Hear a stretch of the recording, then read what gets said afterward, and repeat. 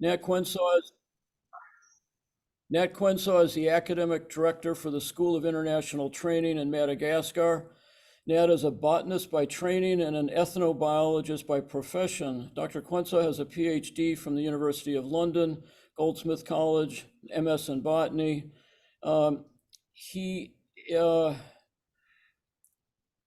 Dr. Quansah's researches, advises, lectures on a wide range of topics, including sustainable resource use, rural development, integrated healthcare, traditional medicine, biological and cultural diversity, conservation. He was awarded the prestigious Goldman Environmental Prize. And the topic today is going to be something fairly exciting and new. He hasn't spoken on this topic yet, and it may not even be in the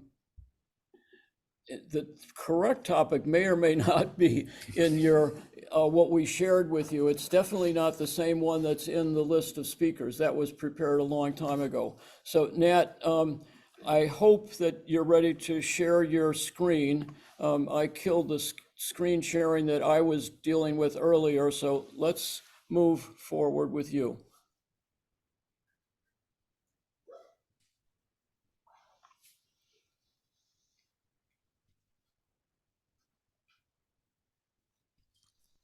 Hello, everybody. Good morning. Good morning. Can you hear me? Yes. That is my screen. I want to put it on the PowerPoint level. Technology. Technology, technology, technology, technology.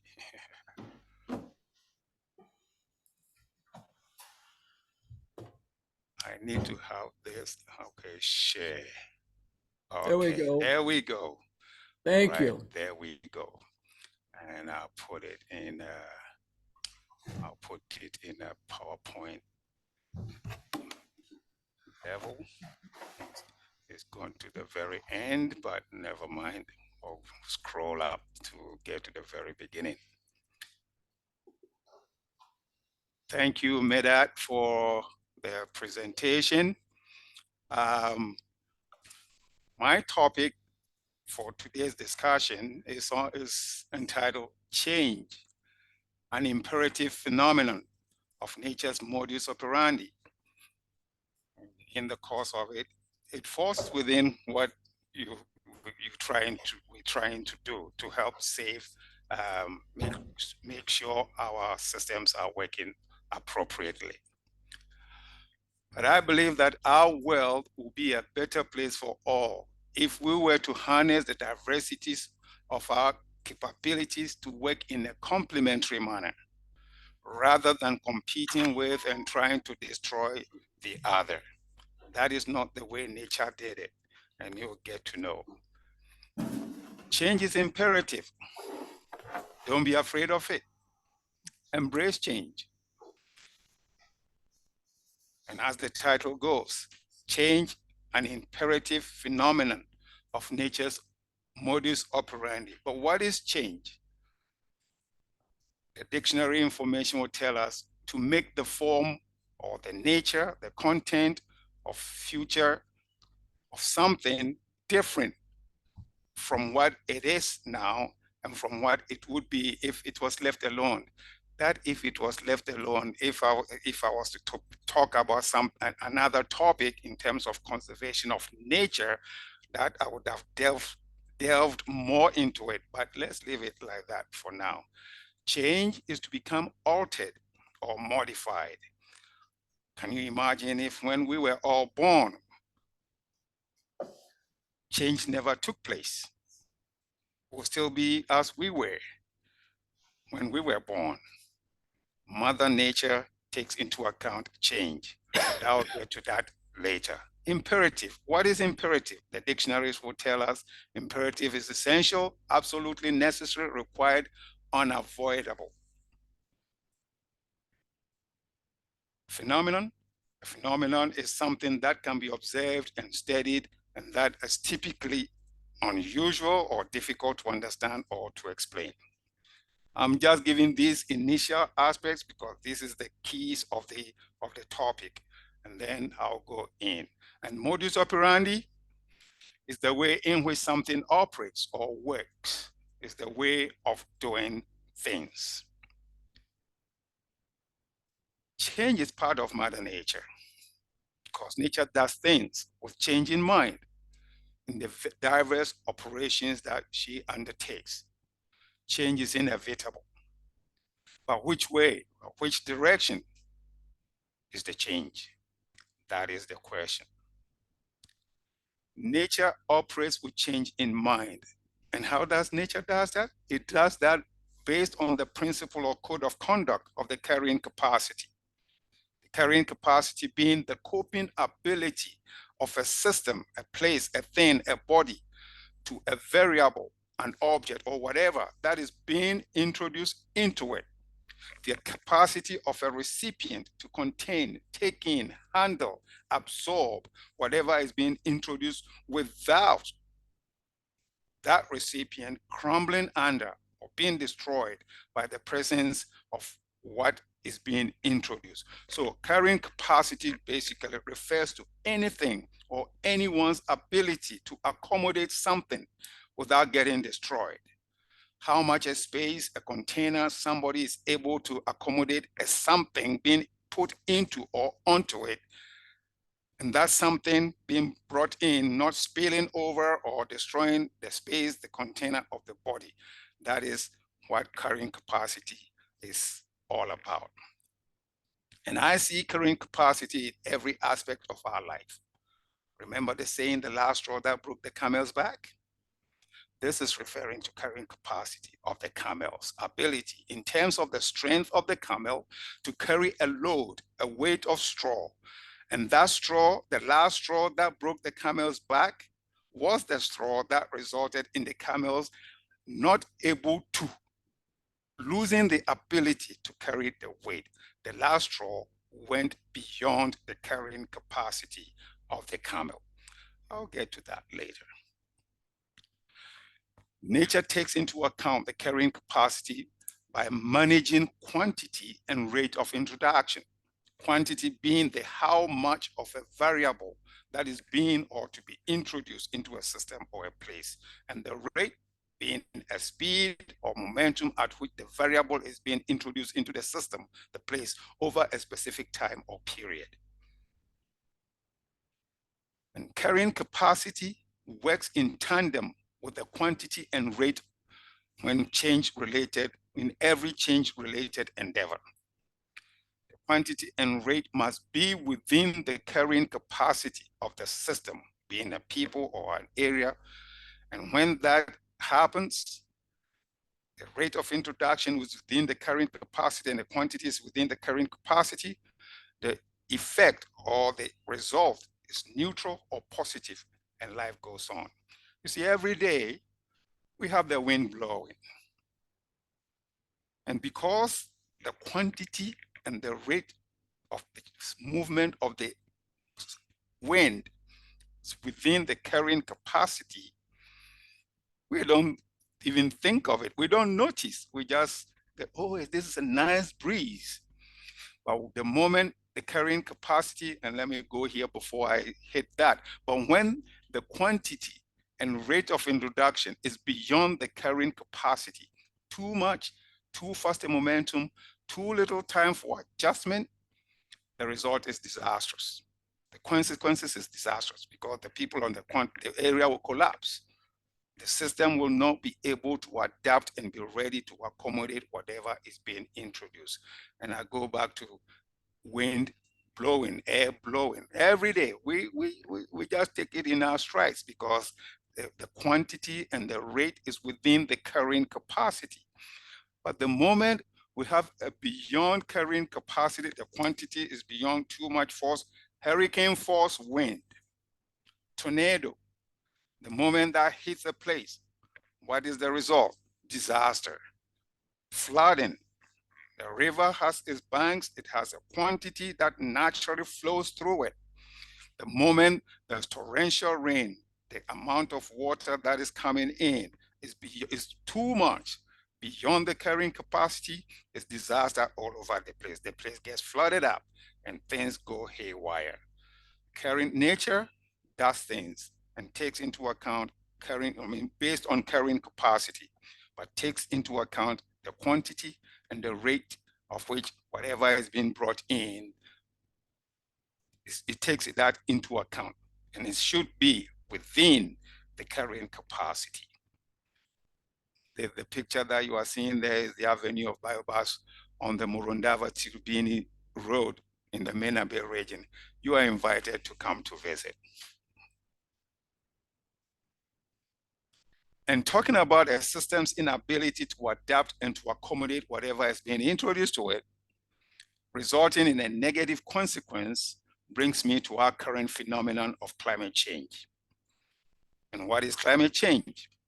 According to the United Nations definition, climate change refers to the long-term shifts of temperatures and weather patterns. And these shifts may be natural, but since 1800s, human activities have been the main driver of climate change, primarily due to the burning of fossil fuels, which produces heat-trapping gases. Greenhouse gases like carbon dioxide, methane, nitrous oxide, water vapor, and certain synthetic chemicals. I'll get to that later.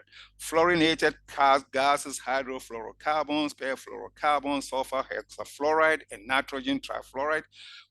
These are powerful greenhouse gases, and these are emitted from a variety of household, commercial, industrial applications and processes into the atmosphere.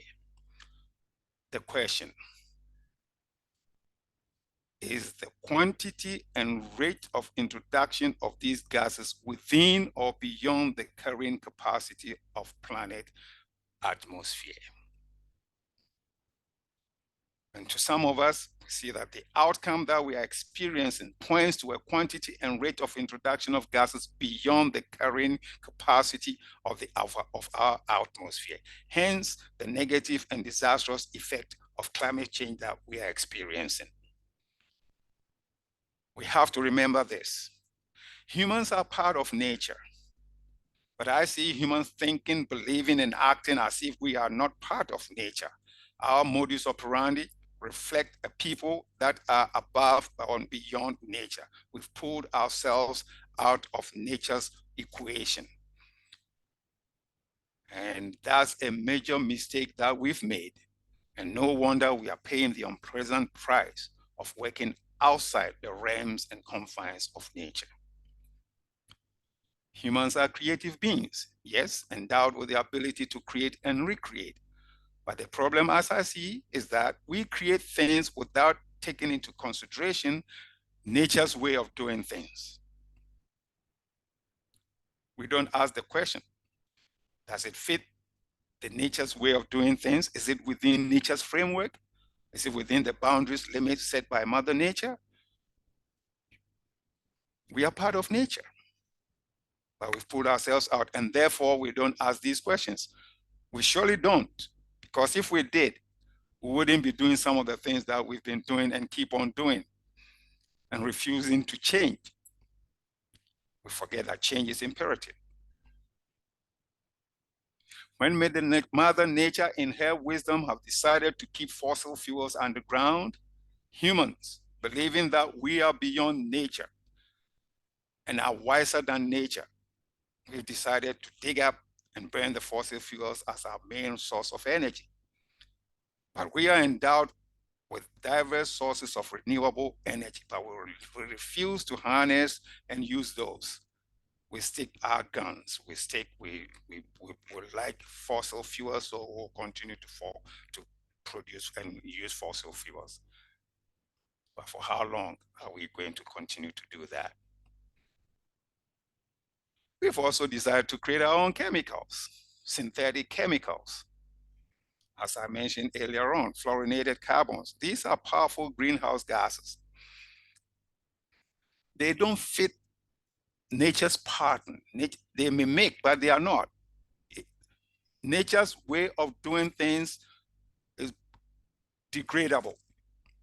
What humans we create, they are non-degradable. So they don't fit into nature's pattern of doing things.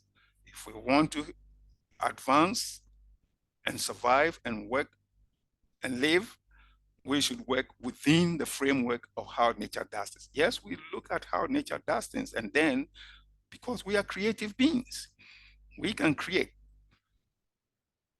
Talking about climate change, we want to combat climate change. And one of the major areas that we're looking at is tree planting exercises. Great. But I'm sorry to say, the method of tree planting is inappropriate. Great efforts and finances are being put into tree planting, but we are not doing it right. Trees must be planted at where trees are meant to grow, not just anywhere and not anyhowly. We must stop planting trees where trees are not meant to be. We've been planting trees at where nature meant grasses to be. And what that results is we change the microclimate, the micro conditions of those places. And the micros add up to become the macro. So you plant at where tree is not meant to be. You're changing the conditions of the place. And once the conditions change, they are not following nature's way of doing things. And so it goes haywire. Another way of the tree planting exercises is the catch-up game. There is a place that is deforested. Yes, the forest is there. What do? We start at the furthest end, where not from the forest edge. We start from the furthest end, and we're trying to plant trees to meet nature. Meanwhile, the degradation keep going. So we're trying to catch up. We're trying to catch up, and we're never going to catch up. What should we do? We should plant the trees, the seedlings, the same species within the area that the forest is, at the edges. That gives the young ones the conditions favorable for them to grow. And then we keep pushing out. Rather than catching up, we should work with nature, and we will see the expansion of the forest, because of course some of the plants that we plant for reforestation are not going to grow, but some will. And they get up, they mature, they are part and parcel of the existing habitat, of the existing forest, rather than starting far away and trying to catch up to meet the forest. No, the forest is not going to grow to come to meet us. We are the ones who are supposed to meet the forest and make the forest expand to come out. Another way is nature meant things to be diverse, but we decide to have monocultures. Clear all the other species there, and we create monocultures. Monoculture plantations, and they change the conditions of the area, because every species has a role to play in the cycle of nature. But we eliminate most of them, and we say, oh, we only want this one because of economics. We all need, economic is important, but we shouldn't make the economic environment outrun, be the most that we're looking at. We should look at the whole thing in its entirety.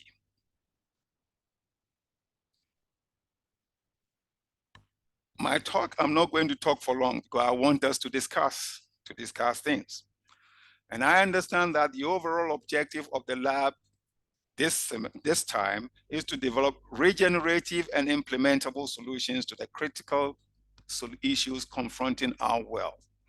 And more specifically, to develop solutions and strategies for to meet the sustainable development goals, with this year's emphasis on climate change, energy, specifically getting electricity to all the people in Africa, and food. And I challenge you, the participants, to come up with appropriate and effective solutions that are meant to work with Mother Nature within nature's framework, solutions that will help to reset the natural order of things, reshape and recover our natural cycles, and lead to the redress of the negative effects of climate change, and to help resolve some of our energy and food crisis, particularly in Africa and globally. I will end here. Thank you. Enjoy your life. Misotra Betsaka, Mitawase. Asante sana, Ingia Bonga, Obrigado, Merci, and thank you. We can discuss things. I'm done. So, Nat, thank you. That was really wonderful. You really put a fantastic context on our work, a perspective on not just what we're doing, but how we need to do it, and thinking about and with nature rather than continuing the way things are. So thank you for all of that. What we want to do is have questions. The way we've handled that in the past has been in the chat room or the chat box, and people are supposed to write their questions in there, and then we will answer them. While we're waiting for our participants to ask their brilliant, wonderful questions, I've got one or two for you, at least one. And in the early part of your talk, you talked about climate change, not climate change, but carrying capacity. And and also about the problems of breaking the carrying capacity, and in implementing a strategy, let's say electricity in Africa, and you wanted to you had noble goals of let's eliminate the 500 million people without access to electricity, and let's do it really as fast as possible, because that's what the quote best thing. But what I hear you saying is if you try to go too fast, it's not going to work. It's got to be staged over a period of time that the carrying capacity of each unique village can handle. Is that a correct way of looking at things from your talk? Yes, yes. You see, when you introduce something into any system, the system will have to adapt to take it in. The moment the quantity and the rate of introduction is too much, the system needs to adjust to be able to take the things in. So if the rate of introduction, the speed with which we're introducing the thing, and the quantity is too much, we've got to understand and get to know the carrying capacity of whichever area that we're trying to put things in. If it's too much beyond the carrying capacity, and the rate of bringing it in or changing putting the whatever is being brought in is too fast, it will spell disaster. It will spell disaster. So by implication, and it's not just nature that has carrying capacity, it's any system, social systems and communities, even, my house or something. If I try to introduce change too quickly, my kids will have a serious problem with it. So you've got to follow nature's course of slowly evolving or moving with the carrying capacity. The last question I have then, though, is social systems. We might be able to increase, this is a theoretical question, can we increase the carrying capacity of social systems? For instance, that community in Africa or India or elsewhere that we want to introduce electricity to, is there a way of accelerating the process? If you wanted to introduce a health clinic to a community in Madagascar that doesn't have one, how could you do it as quickly as possible with your knowledge of the limitations of the carrying capacity? I guess the question is this: is there a way of increasing carrying capacity in a social system, not in Mother Nature? Yes, but remember, humans, we are part of nature. And therefore, the social aspect of humans, we should look at it in the context again of how nature would do it. If it's too much, and as we always say, too much of everything is bad. And so if you want to provide, we want to provide electricity to different places. How is that electricity going to be managed? Is the way it's going to be managed. For example, you introduce a solar system, whichever lights in an area. Don't forget that area is not just humans.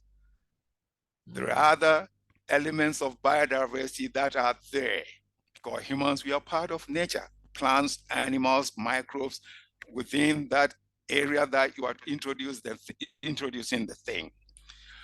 If you, every night, instead of having a dark environment, which is the natural cycle of order, and now we don't have any nights, every time is bright, you're going to eliminate certain organisms from that environment. And that is going to have a disastrous effect in the area.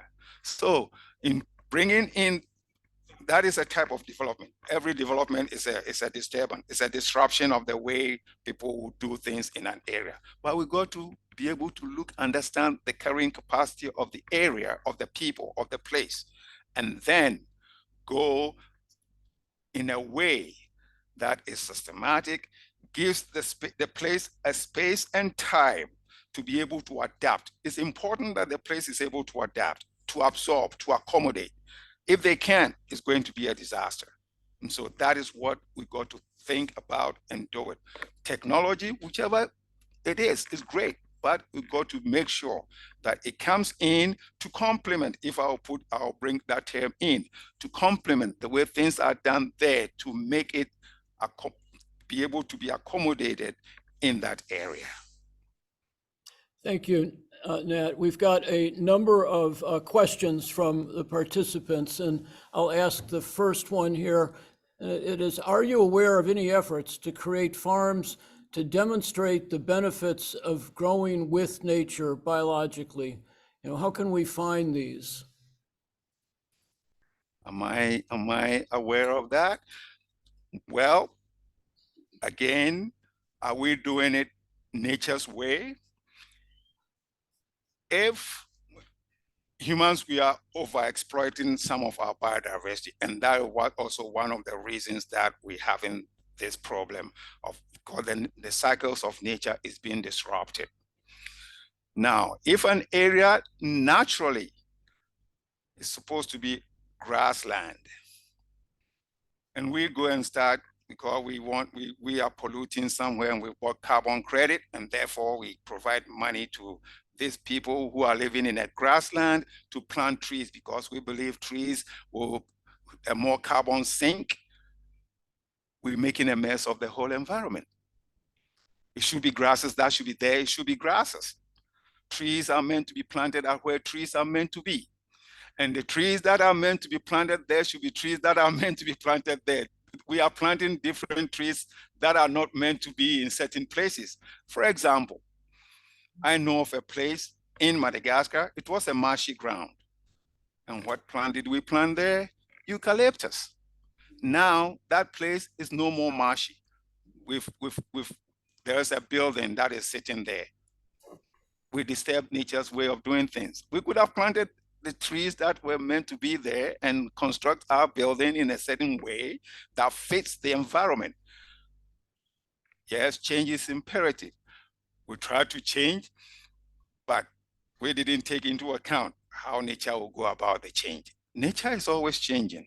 As I said, if when we were born, we were not like this, we've changed. We've changed. And as you were mentioning about the carrying capacity, it spans every aspect of our life. If a vehicle is being constructed, it's human made. We are creative beings, and it's supposed to carry 10 people, a load of, let's say, 1,000 kilos. And every time you overload that vehicle, you go beyond the carrying capacity, the duration of the validity and the strength of that vehicle is going to be shortened. It's going to be disaster. You've changed nature's way of doing things. So that is how carrying capacity permeates. And we should think of that. The quantity, the rate of change, the rate should fit within carrying capacity. That is how we'll be able to get along with things. So, Nat, the next question is, has to do with carrying capacity.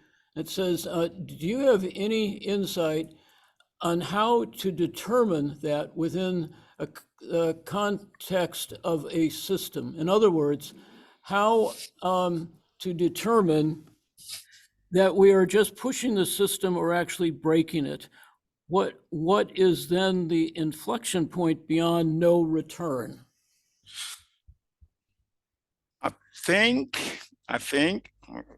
know other people should be able to understand that better than I do, but I think is the result.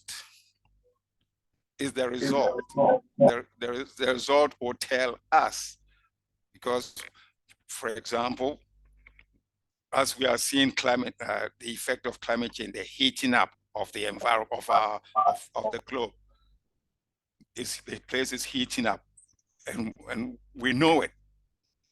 We know it. Different. That's where, again, at the very beginning, I said our world will be a better place if we were to harness our diverse capabilities to work in a complementary manner rather than trying to compete and destroy the other.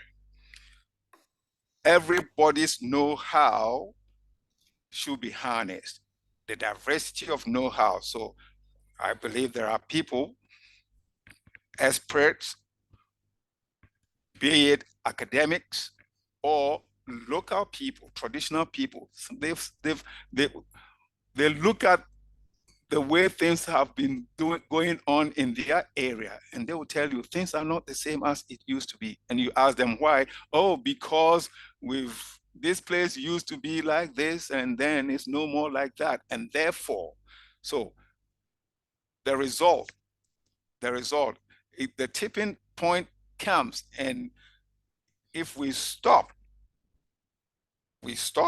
doing what we are doing to make the tipping point come, then nature reverses things. Nature always seeks to find and maintain her balance. And humans, we are part of nature. We can do that. We stop certain things. We talk about burning fossil fuel. The point has come, and it's now that we should stop that and go into renewable energy. Nature has provided us that. We should use that, and that hopefully would help turn around some of the negative effects that come out of doing that fossil fuel things, or planting trees at where they shouldn't be planted, or with synthetics. We can create the synthetics, but they should be biodegradable, because that is how nature did it. That's how nature does it. So, Nat, the next question asks, climate change has had more adverse impacts in low-income countries, and who, number one, are more geographically vulnerable to disaster events. Two, do not contribute the most to climate change. How can we engage the higher income countries to participate in changes to protect the Earth, and then parenthetically, and account for their impact, even though the current events related to climate change are not happening to them? Can you repeat?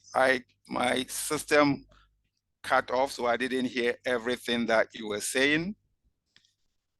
Okay, the climate change is impacting people in low-income areas the most, and those people contribute the least to climate change. The question has to do, how can we engage the higher income countries to participate in changes to protect the Earth, even though the current events related to climate change are not happening to the rich people? I mean, the rich people are the ones, wealthy people are causing it, but they're not being victimized by it, but they need to pay for it, is my opinion. But how can we have that happen?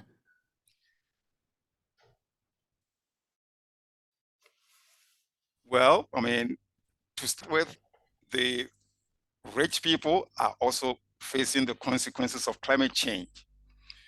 What if they don't pull their weight? Because and that aspect of it, that there is something that happened at the turn of the century when the environmental and ministers of environment met in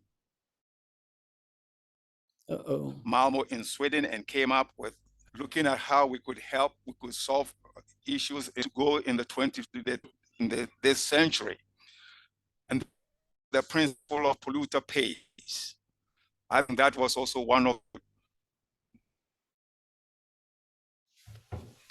who is it?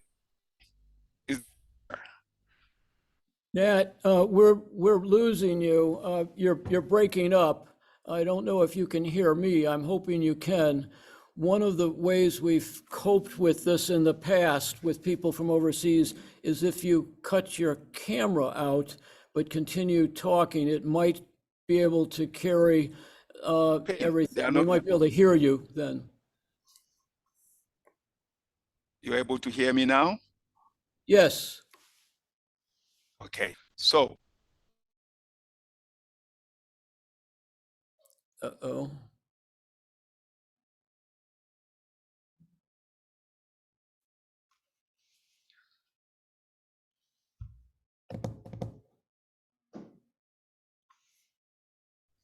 Okay. Yeah, Able could to you? hear? Yes. Okay. Because I've tried to switch on another internet system technology. That is great. Yeah. Everybody is facing the negative effects of climate change. I mean, I was at a village. They have a hut. Everything is built with resources from the forest around their hut. The cyclone came, the hut got blown away. 3 days later, they got another hut standing.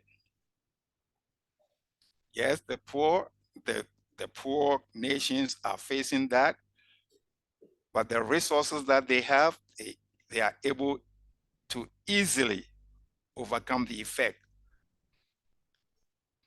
Climate change effect, the hurricane, what was the hurricane's name in one, Katrina or something, the effect that it caused in the United States is still not yet recovered from it.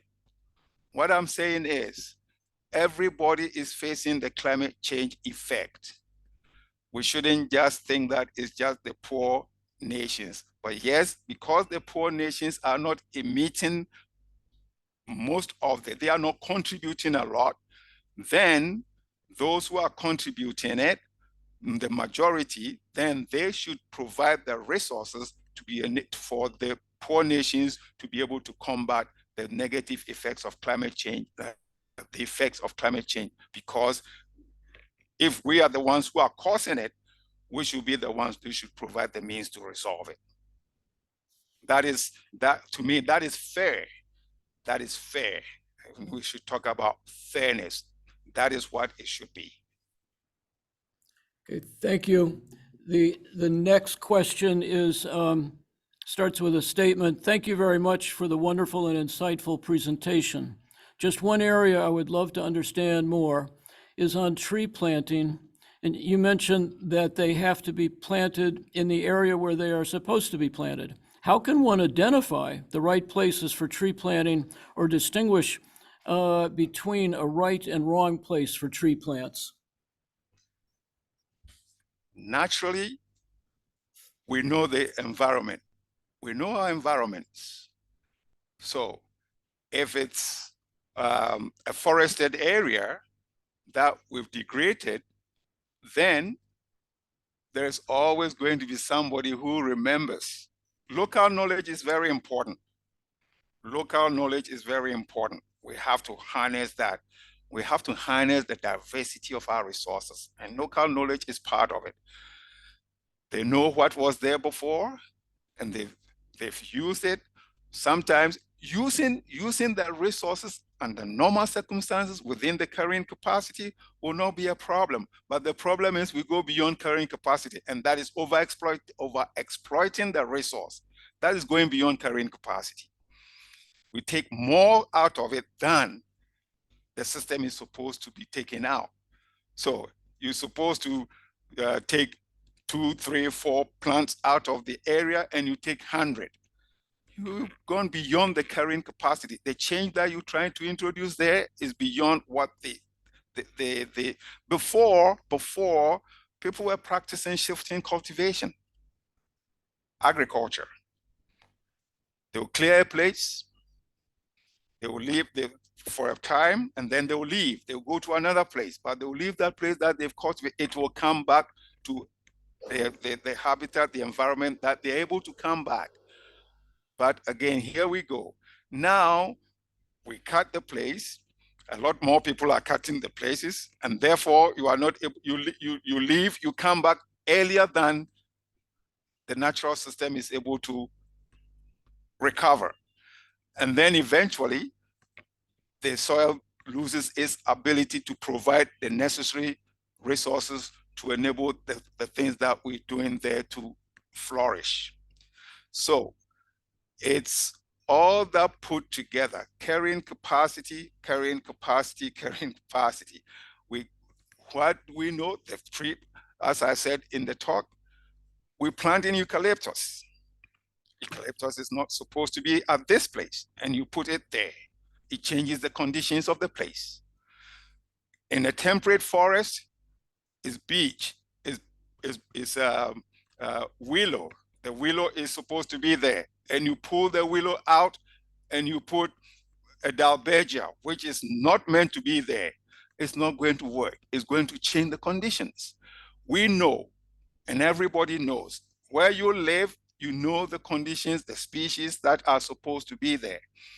It's a grassland, and you come, you say, let's plant trees. No, we don't have trees here. We have grasses. Recultivate the grass. The grass has its function. Every single plant species or animal species, the biodiversity, they have their role to play to maintain the balance of nature. And therefore, we have to do that and make sure we get all that going. So that is the situation. We need to look. People know, we have to ask. If we are going in, we got to find out. And the only way we can find out is to ask.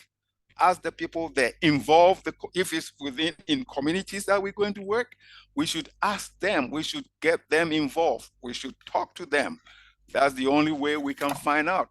We don't bring things in thinking that that is what they need.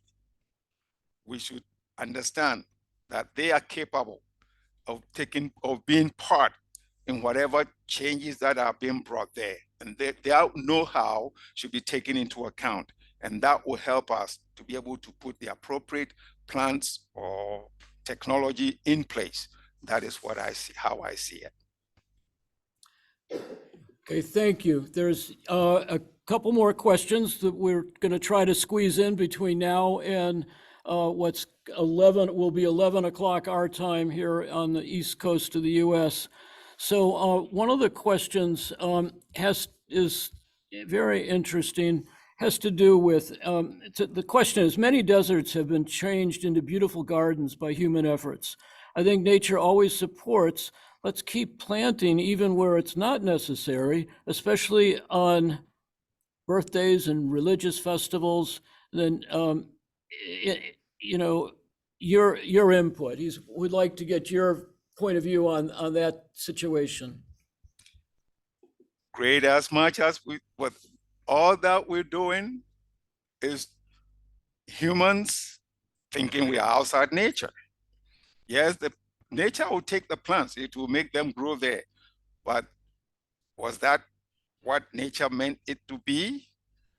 we can force nature's hands. And so we could have our gardens at certain places, but is it in that area, the resources that, the input that we do there is so expensive. You got to use a lot more water to enable the plants that are, the gardens that are now being created in a desert area where plants are not meant to be, but they are supposed to be microorganisms to be surviving in that area. We have to spend a lot more. We overuse resources. And that again, you take either taking too much out or you put in too much in, and too much of everything is bad. If we were to share, this place has the gardens, it doesn't mean I should also have a garden. I can go to visit that garden. That is how it should be. It's not that that place has it, I should also have it. That is something that humans, we should understand. Diversity, diversity. We're creating things from places where they are not, to places where they are not meant to be. And it's changing the conditions of the place. And they all add up. They all add up. That is what it is. That is what it is. They are beautiful, yes, but does it mean, is it within the framework of how nature would do it?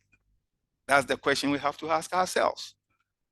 That's how, because it's like we're going to enjoy it now, but eventually it's going to harm us. Is that the way we want it to be? That is what the question we have to ask.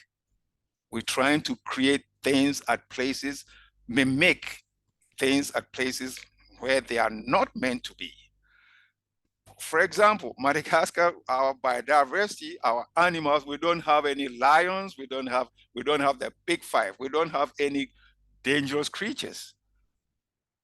If we decide we'll go and import lions and tigers and bring them here, they will wipe out the other biodiversity that is naturally meant to be here. We should respect nature's way of doing things, because we are part of nature and work within the framework of how nature wants things to be done.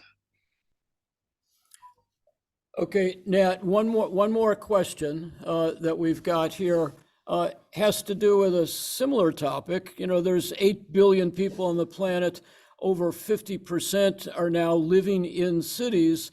And by, 2040, 2050, it's going to be up to 75, 80% in cities. So the question has to do with vertical gardens and urban forestry. They're even part of the Sustainable Development Goals. How do you see what it is you've been talking about carrying capacity and working with nature in cities that really aren't designed, obviously, by nature, they're designed by us. How do you reconcile those two, what appear to be opposing forces? If we had made the development spread into the rural areas, that would have resolved that problem. The reason is almost every development is being done in the urban area, in the city, in the urban area. And we forget that there's the other environment that we are calling rural. If the infrastructure, the resources needed for, and I know a lot of people, they will move from the city to go and have some rest time in a rural area because they, oh, you know what, the environment, the air is cleaner, we breathe nicely, blah, blah, blah, blah. If development is spread out, I honestly believe the immigration will be the other way around. People will move out of the cities to go to the rural areas. And that will help the urban environment get back to what it's meant to be. Because the number of people coming in, again, carrying capacity is too much. It's too much.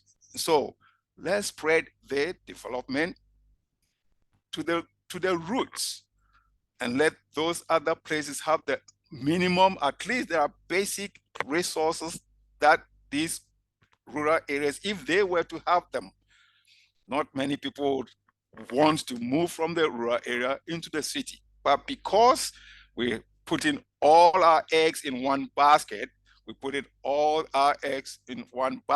then everybody wants to get to where the eggs are. Everybody wants to eat an egg.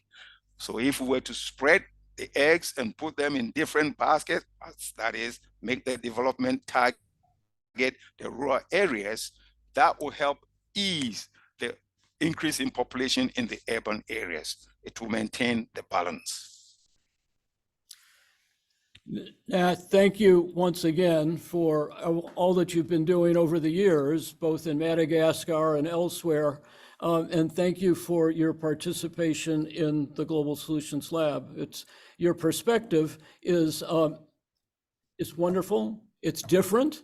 But the whole idea of carrying capacity is a fantastic way of looking at complex interrelated systems and what we need to do to change them in ways that are sustainable. So thank you for your perspective. We'll be putting your talk online today at some point, so the people who weren't here at the beginning can catch up on what it is you had to say. So thank you very much for all of this. And we'll see you, I think we're going to see you next Friday as well. Hopefully, yes. Thank you for being here. And right now, we're going to move on to our next speaker.